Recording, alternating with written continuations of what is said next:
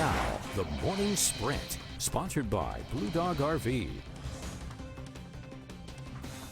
At 6:53, it's time now for our Thursday morning sprint here on Good Morning Northwest. We'll check in with Chief Meteorologist Kristen Walls in just a minute. But first, here's a look at today's top stories. The Yakima coroner says the body found in Wapato last month may take a long time to identify. After an autopsy, officials still couldn't determine who the person was. Now, they plan to check dental records in the coming days, but if that doesn't work, they'll use DNA, which could take months. The coroner isn't releasing any details about gender or cause of death at this time.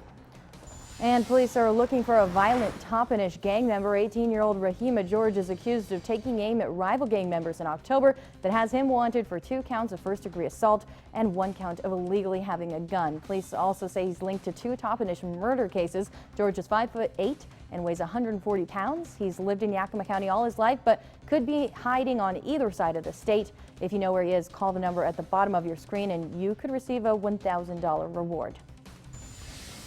A wanted Pasco felon was caught with more than a pound of illegal drugs Tuesday in Moses Lake. U.S. Marshals arrested 34-year-old Jose Chavez Sanchez on an arrest warrant after members of the Moses Lake Police Department Street Crimes Unit helped track him down.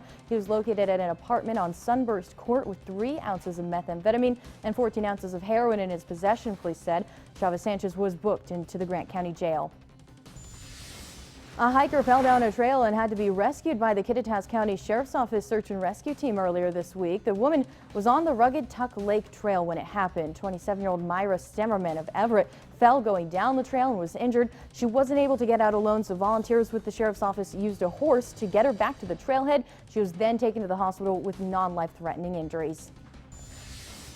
Fire investigators are looking into the cause of an explosion at a marijuana facility that seriously injured an employee. Sticky Buds in Zillow reported a fire after an explosion in a small room. One employee for the distributing company, identified as John Scott, was seriously injured. He was flown to Harborview, where he remains in serious condition. A GoFundMe has been set up for Scott. We have a link to that on our website at yaktrinews.com. A health alert. The Washington State Department of Health has declared Walla Walla County in outbreak status for gonorrhea cases. Walla Walla County has experienced 27 cases over the last 3 months. Last year during the same period, the county only had 6 cases. STD rates have been rising across the nation, especially strains of drug-resistant gonorrhea. Public Health encourages all sexually active people to get themselves regularly tested for STDs. And as we give you a live look right now, Legend Skycam Network in Toppenish, a beautiful start to our morning. You're going to heat things up very quickly for today. Let's get you over to some of those temperatures at 6:56. We're up to 67 now in the Tri-Cities, 70 in Walla Walla, 65 degrees in Hermiston, a little bit cooler to our west into Yakima. You're at 54. And 59 degrees in Ellensburg. Light wind speeds expected through the majority of the day today, but I do think they'll start to pick up, especially later on this evening, tonight, and also as we head throughout your day on Friday. A weak frontal system will be pushing through, and I do think some of our wind gusts during that time frame could be between 15 to as much as 25 miles per hour.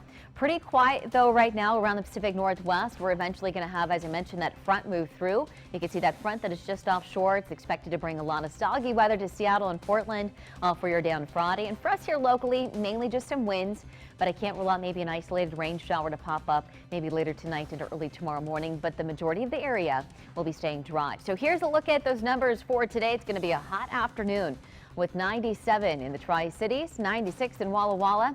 We're looking to climb up to 97 in Hanford and 96 in Yakima. So look ahead to your 7-day forecast in the Tri-Cities. The majority of a 7-day will be above average. We're not looking at any triple-digit heat, but very close to it. As we head into your weekend, we will be back up to 94 degrees, 97 on Sunday, and we will keep those numbers in the upper 90s by Monday, Tuesday, and Wednesday of next week. And even a look ahead to your 7-day forecast for Yakima. A bit breezy tomorrow, 91. That'll be our coolest day out of the 7-day. And then those temperatures climbing back up this weekend with nothing but sunshine. 92 Saturday, 96 degrees on Sunday, and then those mid-90s as we head into Monday and Tuesday of next week. So certainly going to be a hot start to August. Hard to believe that we're already to a new here. month. And thank you for tuning in on this first day of August, and we hope that